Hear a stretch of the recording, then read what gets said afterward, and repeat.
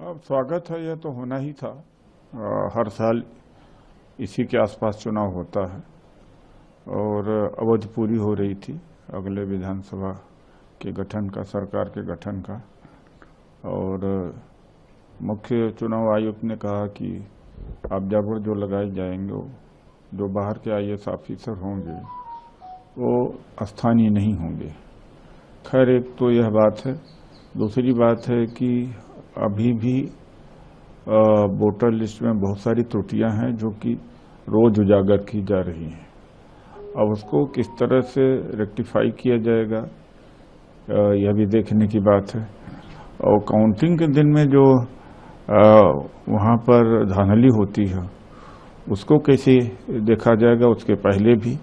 अब देखते हैं कि इलेक्शन कमीशन के सामने बड़ी सारी चुनौतियां इस बार हैं।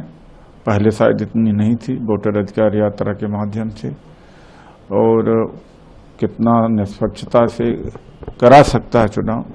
हालांकि अवेयरनेस जनता की हुई है, जनता जागी तो है इस समय, तो फर्जीगिरी कम होगी या रुक जाएगी, देखते हैं।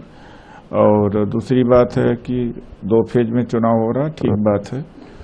और 1 फेज में चुनाव होता तो शायद सबके लिए ठीक न होता।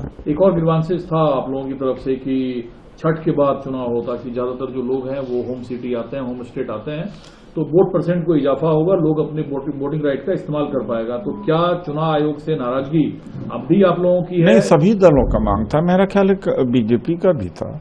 और इसी समय चुनाव हमेशा हुआ, पिछले वर्ष भी चुनाव इसी समय हुआ। ये अलग बात है, त्योहार की डेट आगे पीछे होती रहती है। इस बार छठ के बाद में ही चुनाव हो रहा, लेकिन यह बात अगर ये कोई बीजेपी से हटकर के या एनडीए से हटकर के हमारी मांग नहीं हो सकती। इसलिए नहीं हो सकती है कि वो भी तो चाहेंगे कि ज़्यादा से ज़्यादा लोग वोट डाल सके। ये जो माइग्रेंट लेबरर हैं, जरूरी नहीं कि हमारे ही समर्थक हो, इंडिया गठबंधन की समर्थक। लेकिन सवाल ये उठा है कि एसआईआर क्या अब भी मुद्दा है आप लोगों के लिए? या एसआईआर मुद्दा है, बिल्कुल है मुद्दा।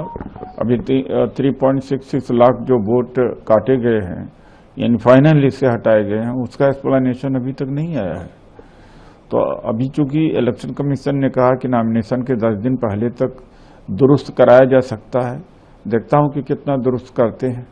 हम लोग कोशिश करेंगे जहां जहां गड़बड़ियां हैं उसको उठाने का। लेकिन एक्ट करेगा चुनाव आयोग कि नहीं करेगा, ये